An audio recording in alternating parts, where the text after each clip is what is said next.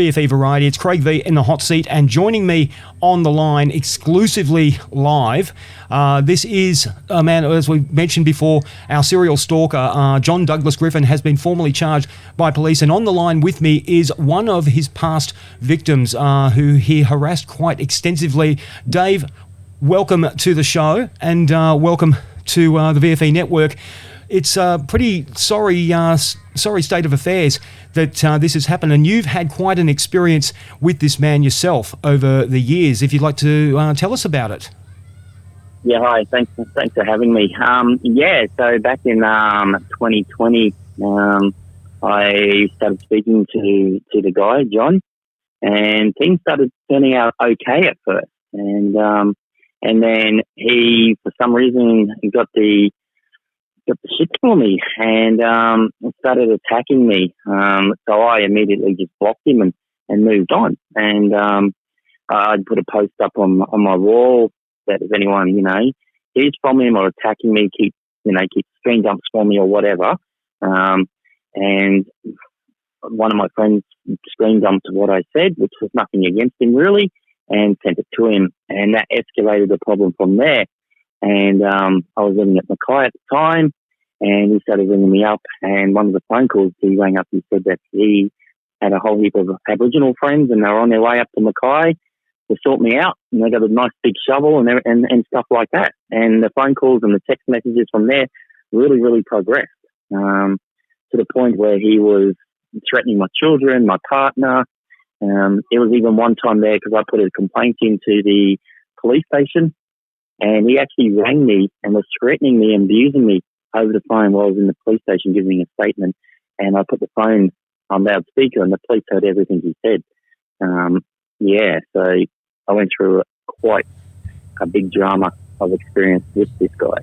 Yeah, I mean, and it sounds so familiar from all the research that I've done over the time, and including the things that have happened to me personally.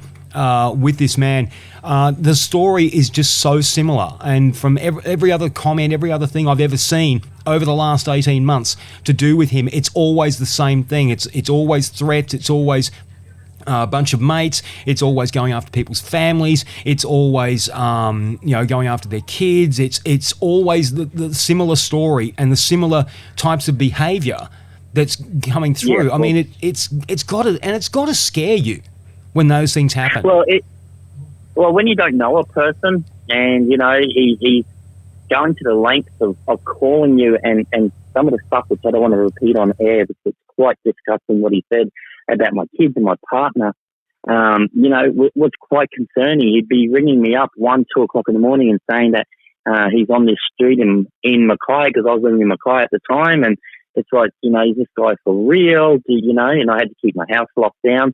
I also run a weather page, and he even went behind my back and tried to register the domain in his name. He tried to register ABN in his name.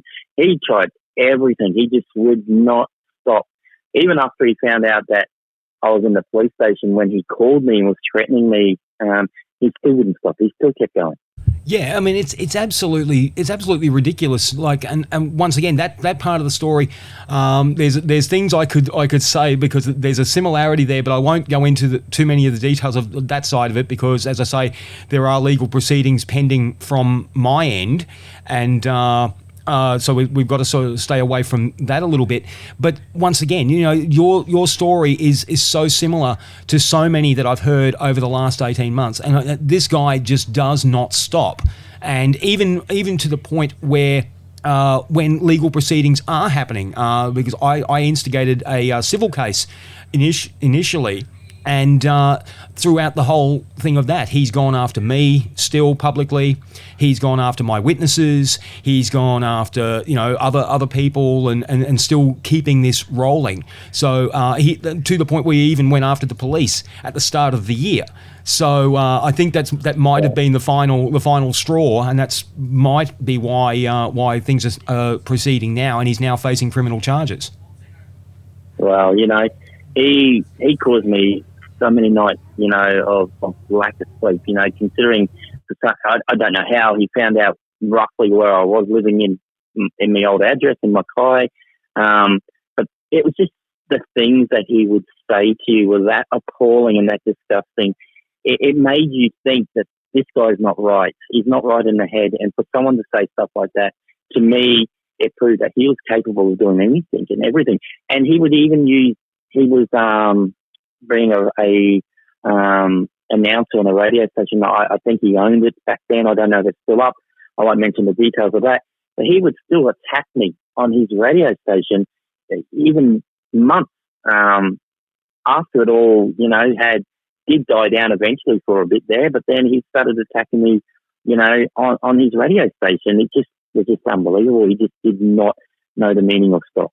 Yeah, and it's certainly, as I say, the cases just keep coming, and I'm sure that we're going to hear more about this as we go along. And I'm certain that more people will come out of the woodwork and tell their stories, and we're open to it here at the station. We want to hear your stories, everybody that's been a victim of this man, because we really, really want to make people aware of just how dangerous and how vicious he can be. And people need to take a stand. This sort of behaviour is just not in the media, not in social media, not in personal lives. It's just not acceptable under the law and under just decent human standards. Yeah, well, that's exactly right. He put me through hell and back. At night, if we heard something outside, we naturally instantly thought, is it him? We went through hell, that we shouldn't have. And, it just wasn't, for a couple of weeks or whatever. It went on for a long, long time. And the lengths he would go to traumatize you was just absolutely appalling. And, I went to the police about it. I had enough. And it's true. People should come forward and they should make a stance against people like this, because that's the only way it's going to stop. Absolutely, and we certainly encourage anybody, if you've been a victim of John Griffin, this particular man, John Douglas GRIFFIN, who is, as we say, is now facing charges stemming from a 12-month investigation. If you've had any dealings with this man, please do not hesitate to contact Queensland Police. They are well aware of the situation, and they will certainly take the information and pass it on to those that need to know, because, finally we now have a chance to actually stop this dead in its tracks once and for all. Dave, thank you so much for joining us on the show. We are so sorry that you've had to go through this and deal with this. We know exactly how it feels, and we certainly hope that this will somehow bring a little bit of resolution and closure to not only what you had to deal with, but what others have had to deal with from this incredibly vicious and dangerous guy. Yeah, it's definitely like that, Thanks for having me. Finally, justice might be done, and people will be able to, that he's harassed in the past, will be able to, relax and unwind and know that, that justice has been taken against him. Absolutely. Thank you so much, Dave, for talking to us. We'll hope to catch up with you again soon, and we hope to bring you some good news in the not too distant future. No worries. Thank you. Thanks, Dave. Dave talking to us, one of John Griffin's past victims, and as you've heard in that interview, the stories are so similar, and it's not hard to, as I say, you can look this stuff up. Even the details for the current affair story that was done on him in 2015, if you go through there are 2 posts on Facebook regarding that story from back in 2015, and just read through the comments alone, and you will hear and read similar stories to what you've just heard here